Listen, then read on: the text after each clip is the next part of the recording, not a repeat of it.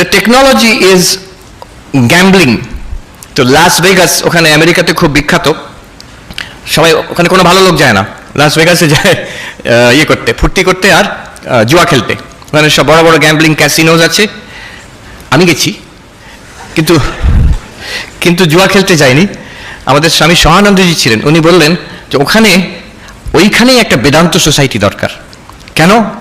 ওই যখন মানুষ ক্যাসিনোর থেকে বেরিয়ে আসবে হতাশ হয়, তখন বলছে এখানে এসো, তোমায় দেখাচ্ছে বেদান্ত, তখন রেডি, তখন ফিট ক্যান্ডিডেট ফর বেদান্ত হয়ে আসবে। সর্বহারা হয় যখন ওখান থেকে বেরিয়ে আসবে। তো যদিও বেশি লোকজন যায় না বেদান্ত সোসাইটি, সবাই ওখানেই যায় ওই ক্যাসিনোতে।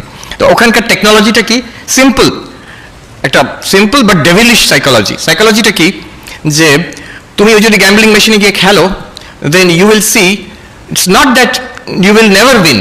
তুমি মাঝে মাঝে জিতবে, মাঝে মাঝে জিতবে, কিছু পয়সা কিছু ডলার পাবে, but it's not that you will win regularly. Regularly জিতবে না, কি রেগুলারলি হারবেও না, র্যান্ডামলি একটা স্ট্যাটিস্টিক্যাল প্যাটার্ন করা আছে, you will once in a while win.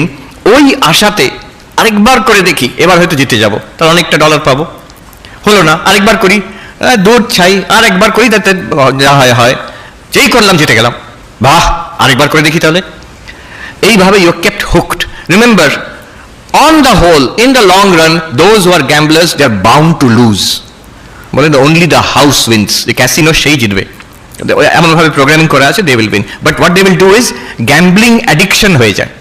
Gambling addiction কেন? ও ছাড়তে পারে না ওটাকে।